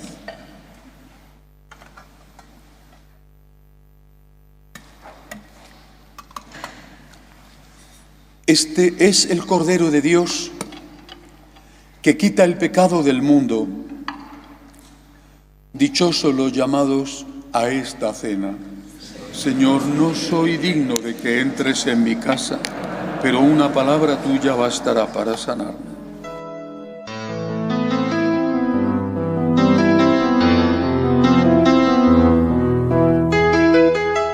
Creo, Jesús mío, que estás realmente presente en el Santísimo Sacramento del altar. Te amo sobre todas las cosas y deseo recibirte dentro de mi alma. Pero como ahora no puedo comulgar, ven al menos espiritualmente a mi corazón. Y como si ya te hubiese recibido, te abrazo y me uno del todo a ti. Señor, no permitas que me aparte de ti. Amén.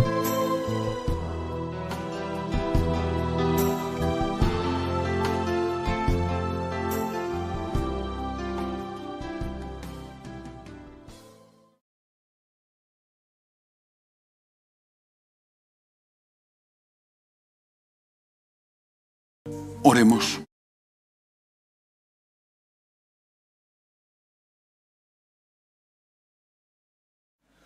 Te pedimos, Dios Todopoderoso, que nos cuentes siempre entre los miembros de Cristo cuyo cuerpo y sangre hemos recibido, Él que vive y reina por los siglos de los siglos. Amén. El Señor esté con vosotros. Y con tu espíritu. La bendición de Dios Todopoderoso, Padre, Hijo y Espíritu Santo, descienda sobre vosotros. Amén. Podéis ir en paz. Demos gracias a Dios. Acordaos de lo que os he dicho, el viernes es la Virgen de los Dolores. Empezábamos la Cuaresma citando a Santo Tomás, cuando intentaron convencer a Jesús de que no fuera a Jerusalén porque le esperaban para matarle, y él dijo que iba. Y Santo Tomás, el apóstol, dijo, vamos a Jerusalén a morir con él. Le hemos acompañado. Ahora vamos a acompañar a la Virgen, a él y a la Virgen. Vamos a empezar la Semana Santa de la mano de María, que fue la que junto a la cruz derramó no su sangre, sino sus lágrimas, también por el perdón de nuestros pecados. Por eso terminamos ahora pidiéndole a nuestra Madre Refugio de Pecadores que nos ayude. Dios te salve, Reina y Madre de misericordia, vida, dulzura, esperanza nuestra. Dios te salve. A ti llamamos los desterrados hijos de Eva. A ti suspiramos, gimiendo y llorando en este valle de lágrimas. Ea pues, Señora, abogada nuestra, vuelve a nosotros esos tus ojos misericordiosos, y después de este destierro, muéstranos a Jesús, fruto bendito de tu vientre. Oh clementísima, oh piadosa, oh dulce y siempre Virgen María, ruega por nosotros, Santa Madre de Dios, para que seamos dignos de alcanzar las promesas de nuestro Señor Jesucristo. Amén.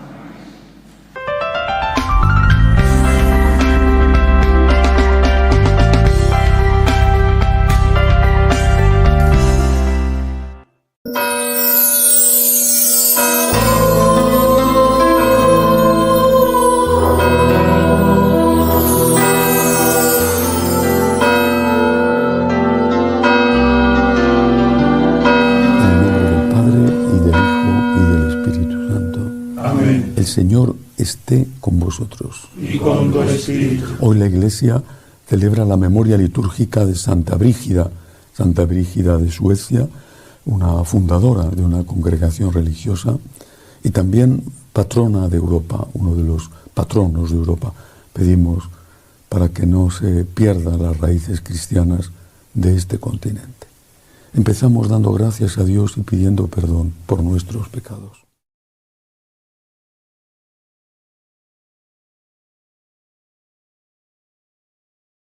Yo confieso ante Dios Todopoderoso y ante vosotros, hermanos, que he pecado mucho de pensamiento, palabra, obra y omisión, por mi culpa, por mi gran culpa. Por eso ruego a Santa María, siempre Virgen, a los ángeles, a los santos y a vosotros, hermanos, que intercedáis por mí ante Dios nuestro Señor. Dios Todopoderoso, tenga misericordia de nosotros, perdone nuestros pecados y nos lleve a la vida eterna. Amén. Señor, ten piedad. Señor, ten piedad. Cristo, ten piedad. Cristo, ten piedad. Señor, ten piedad. Señor, ten piedad. Oremos.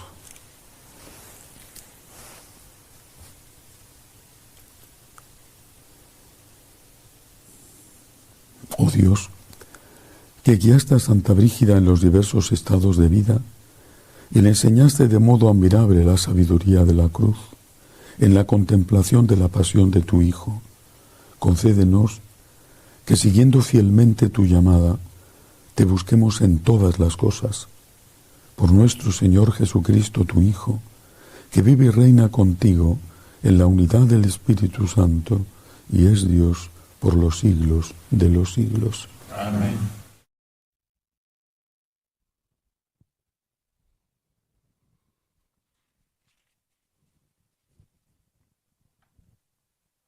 Lectura de la carta del apóstol San Pablo a los Gálatas. Hermano, yo he muerto a la ley y por medio de la ley, con el fin de vivir para Dios. Estoy crucificado con Cristo. Vivo, pero no soy yo el que vive, es Cristo quien vive en mí. y mi vida de ahora en la carne la vivo en la fe del Hijo de Dios, que me amó y se entregó por mí. Palabra de Dios. Señor.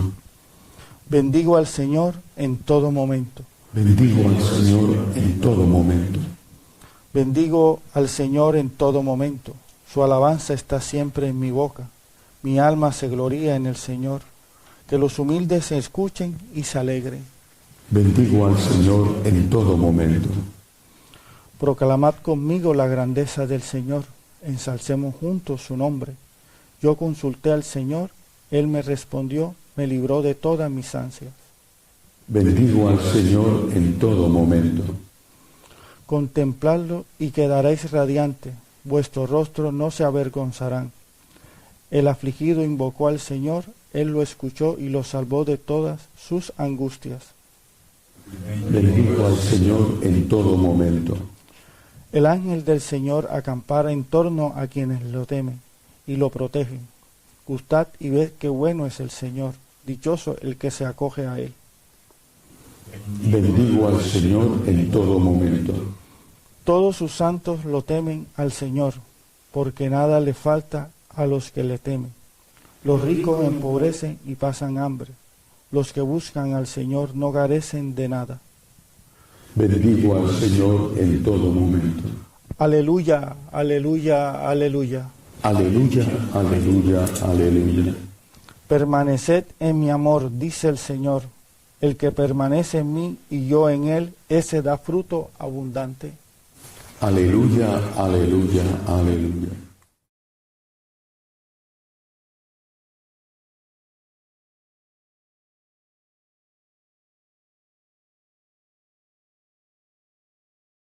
El Señor esté con vosotros. Y con tu espíritu. Lectura del Santo Evangelio según San Juan. Gloria a ti, Señor. En aquel tiempo dijo Jesús a sus discípulos: Yo soy la verdadera vid, y mi Padre es el labrador. A todo sarmiento que no da fruto en mí, lo arranca, y a todo el que da fruto lo poda para que dé más fruto. Vosotros ya estáis limpios por la palabra que os he hablado. Permaneced en mí y yo en vosotros. Como el sarmiento no puede dar fruto por sí si no permanece en la vid, así tampoco vosotros si no permanecéis en mí. Yo soy la vid, vosotros los sarmientos. El que permanece en mí y yo en él, ese da fruto abundante, porque sin mí no podéis hacer nada. Al que no permanece en mí, lo tiran fuera como el sarmiento y se seca, y luego los recogen y los echan al fuego y arden. Si permanecéis en mí y mis palabras permanecen en vosotros, pedid lo que deseáis y se os concederá. Con esto recibe gloria mi Padre, con que deis fruto abundante, así seréis discípulos míos. Palabra del Señor. Gloria a ti, Señor Jesús. Permanecer en Cristo, que es la vid. Permanecer en Cristo por amor a Cristo, es decir, el sarmiento unido a la vid por amor a la vid, y permanecer en Cristo para dar frutos abundantes. He tenido la bendición de Dios de pasar bastante tiempo viviendo, bueno, tampoco muchos años, pero unos cuantos, viviendo en Guatemala.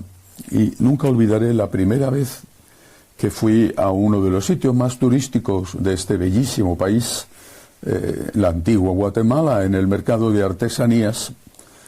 Un mercado que lleva el nombre de San Ignacio, supongo que fundado en su momento por jesuitas, y que está lleno de cosas interesantes para los turistas.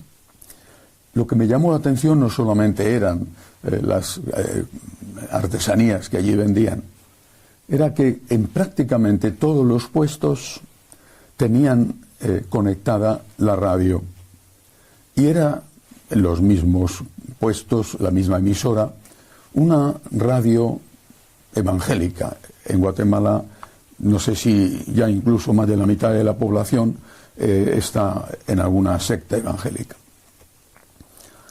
Aquella gente sencilla que estaba allí vendiendo algo a los turistas estaba conectada todo el tiempo a una radio evangélica, y por lo que yo pude escuchar era la típica predicación evangélica, pero hablaban de Dios a su manera, con esos tintes amenazadores que usan, o con esas falsas promesas, la llamada teología de la prosperidad. Si das mucha limosna, Dios te va a dar muchas bendiciones. Si das poca limosna, no habrá bendiciones y habrá castigos.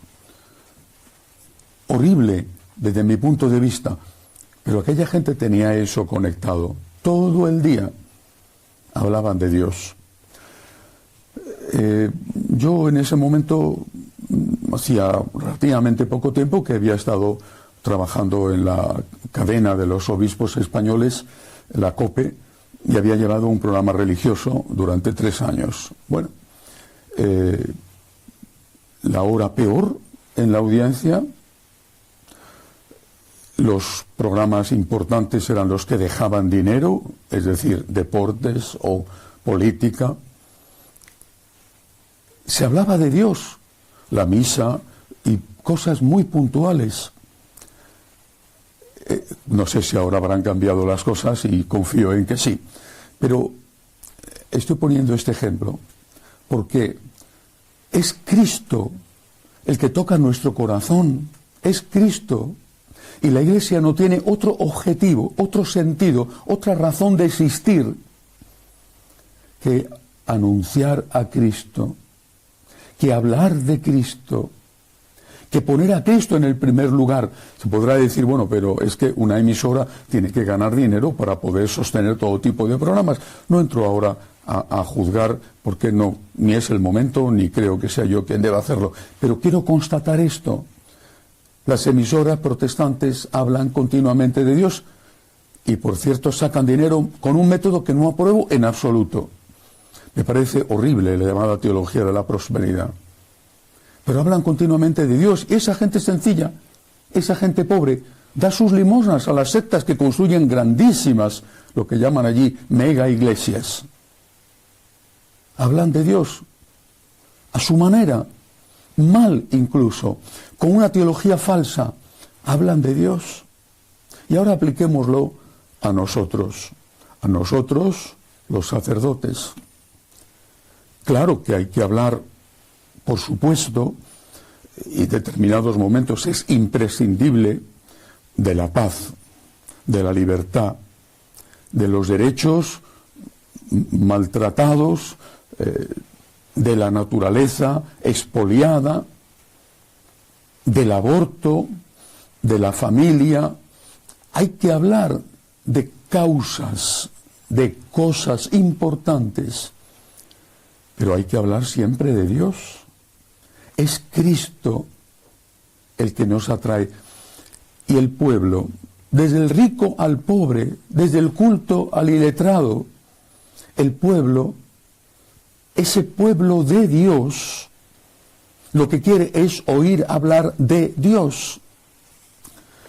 En el concilio se cambió, sin que se hiciera desaparecer, el concepto de iglesia como cuerpo místico, que es un concepto que viene de San Pablo. Se sustituyó por un concepto extraído también de la tradición, pero de forma especial del Antiguo Testamento, el pueblo de Dios. Pero al final se ha suprimido 2 palabras de esa frase. Y ya no se habla de el pueblo de Dios, se habla de el pueblo. Esa es una terminología marxista. El pueblo dice, el pueblo quiere, o la gente opina, la gente cree que la iglesia tiene que cambiar, el pueblo, hay que estar para el pueblo, pero es el pueblo de Dios significa que pertenece a Dios, y significa que ese pueblo lo que necesita, lo que le pide a la iglesia, lo que le pide al cura es oír hablar de Dios, que le den a Dios. Si estáis unidos a mí, daréis fruto abundante. Son palabras de Jesús. Y estamos unidos a Él con la oración, con los sacramentos. Esa es la unión personal que desde el Papa al último de los recién bautizados tiene que aplicar y tiene que practicar. Pero también el Señor nos está diciendo con esta frase, porque está hablando de dar fruto, daréis fruto abundante.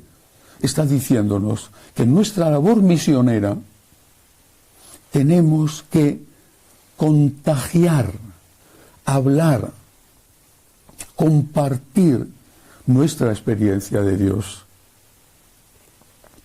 Sin Cristo no podemos hacer nada. Pero no solamente no podemos hacer nada en nuestra vida personal, porque no podemos abrazar la cruz, porque nos cansa la convivencia, porque la enfermedad nos hace daño, porque las noches de verano sin dormir son difíciles de aguantar. No solo eso, ese no podéis hacer nada, en este caso, en este evangelio se refiere a la misión, a la evangelización. Por eso me gustó tanto que las primeras palabras del Papa León, desde el inicio, desde que apareció en el balcón de la plaza de San Pedro, fueron para decir: pongamos a Cristo en el primer lugar. Cristo es Dios, es nuestro Salvador, es el todo.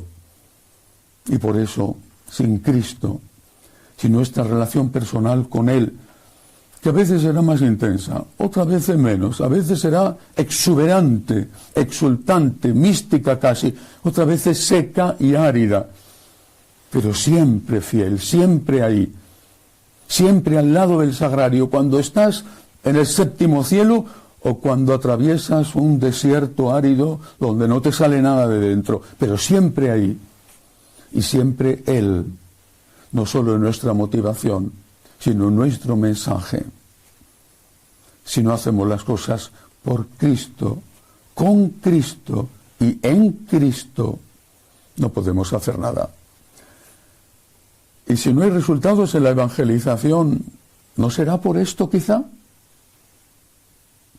Y si, como dijo en una ocasión, por lo menos dicen que dijo en una ocasión el nuncio de Guatemala a sus obispos hace ya años, ustedes han hecho una opción por los pobres y los pobres han hecho una opción por las sectas.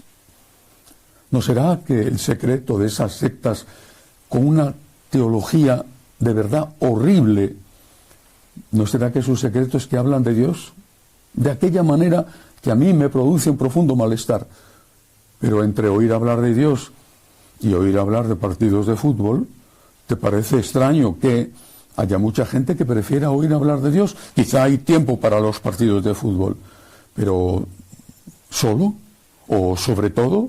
¿O cuando produce más dinero? Cristo en el primer lugar. Cristo en el primer lugar, es decir, en lo más importante, aunque no produzca dinero. Porque al final, ¿de qué le sirve al hombre ganar el mundo entero si pierde su alma? ¿De qué le sirve a la Iglesia ser rica, si es que es rica, porque se queda sin gente, si pierde a esa gente? Que así sea. Elevamos nuestras súplicas al Señor, pedimos por la Santa Iglesia de Dios, para que esté siempre, siempre anclada en Cristo. Por el Papa roguemos al Señor. Te rogamos. Por la paz. Pedimos al Señor por el fin de la violencia en Tierra Santa, en Siria, en Ucrania, por la libertad allí donde no la hay, en Cuba, en Venezuela, en Nicaragua, roguemos al Señor.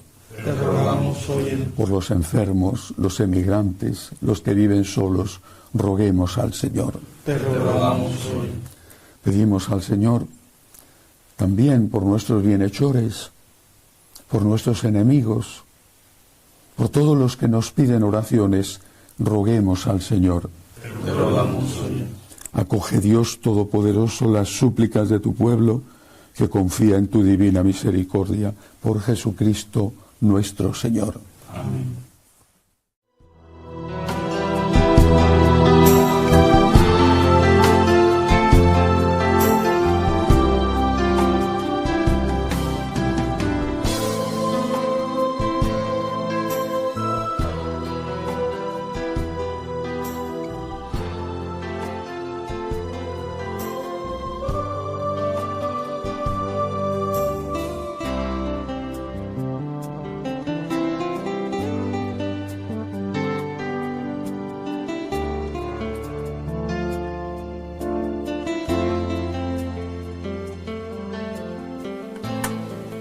Bendito seas, Señor, por este pan, fruto de la tierra y del trabajo del hombre, que recibimos de tu generosidad y ahora te presentamos. Él será para nosotros pan de vida. Bendito seas por siempre, Señor. Bendito seas, Señor, por este vino, fruto de la vid y del trabajo del hombre, que recibimos de tu generosidad y ahora te presentamos. Él será para nosotros bebida de salvación. Bendito seas por siempre, Señor. Orad, hermanos, para que este sacrificio mío y vuestro sea agradable a Dios Padre Todopoderoso. El Señor reciba de tus manos este sacrificio para alabanza y gloria de su nombre, para nuestro bien de toda su santidad. Dios misericordioso, que en Santa Brígida, destruido el hombre viejo, quisiste crear al hombre nuevo a tu imagen, concédenos, transformados del mismo modo, ofrecer este sacrificio de reconciliación agradable a ti, por Jesucristo nuestro Señor. Amén. El Señor esté con vosotros. Y con tu espíritu. Levantemos el corazón. Lo tenemos levantado hacia el cielo. Demos gracias al Señor nuestro Dios. Es justo y necesario. En verdad es justo y necesario. Es nuestro deber y salvación darte gracias siempre y en todo lugar, Señor Padre Santo, Dios Todopoderoso y Eterno, porque celebramos tu providencia admirable en los santos que se entregaron a Cristo por el reino de los cielos. Por ella llamas de nuevo a la humanidad a la santidad primera que de ti había recibido y la conduces a gustar los dones que espera recibir en el cielo. Por eso, con los santos y todos los ángeles, te alabamos proclamando sin cesar: Santo, Santo, Santo es el Señor Dios del universo.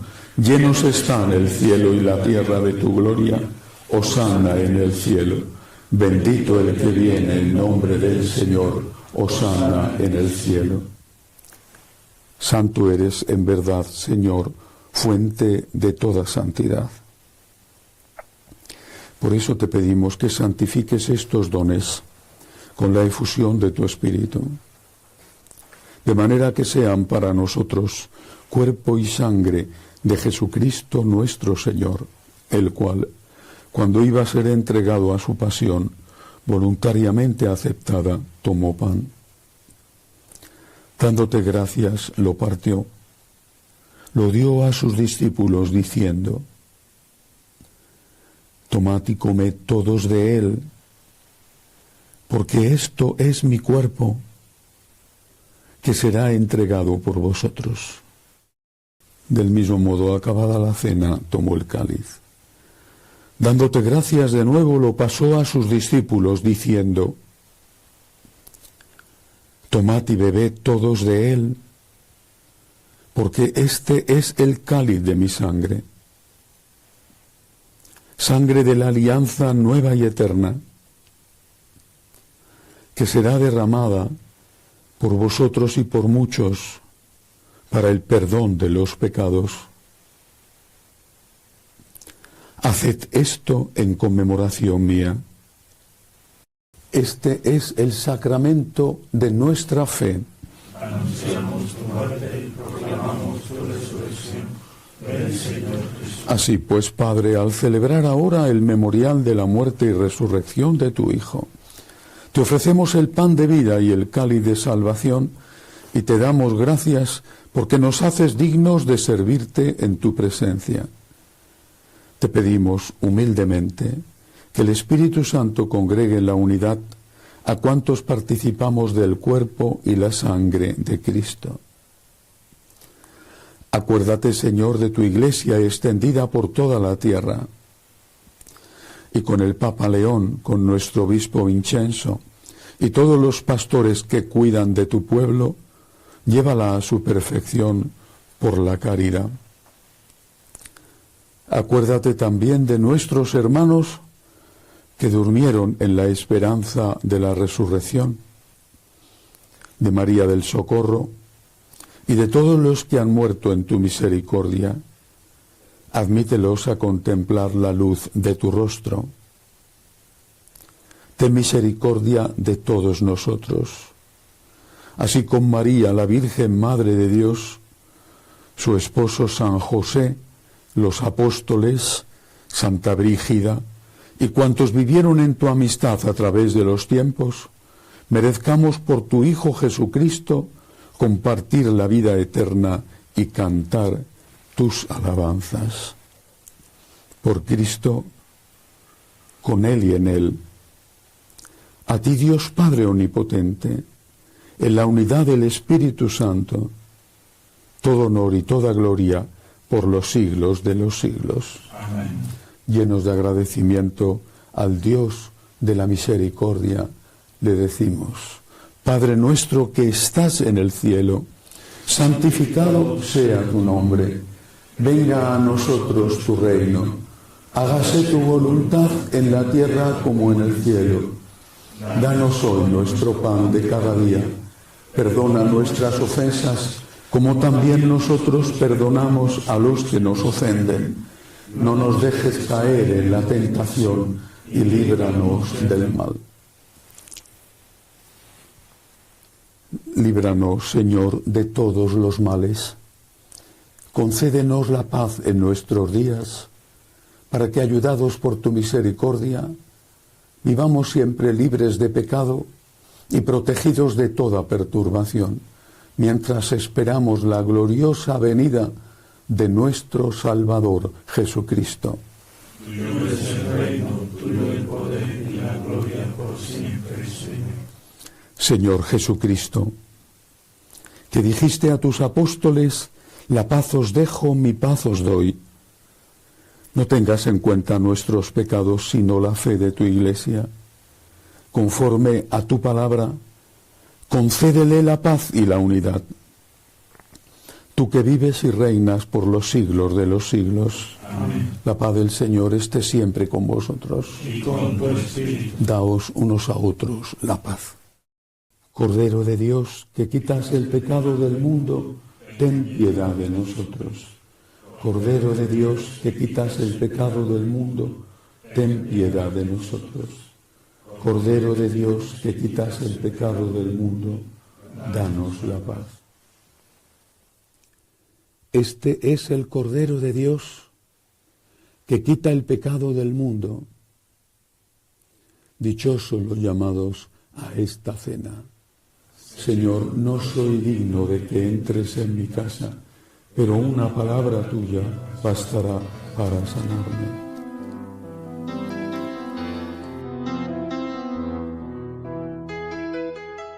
Creo, Jesús mío, que estás realmente presente en el Santísimo Sacramento del altar. Te amo sobre todas las cosas y deseo recibirte dentro de mi alma. Pero como ahora no puedo comulgar, ven al menos espiritualmente a mi corazón. Y como si ya te hubiese recibido, te abrazo y me uno del todo a ti.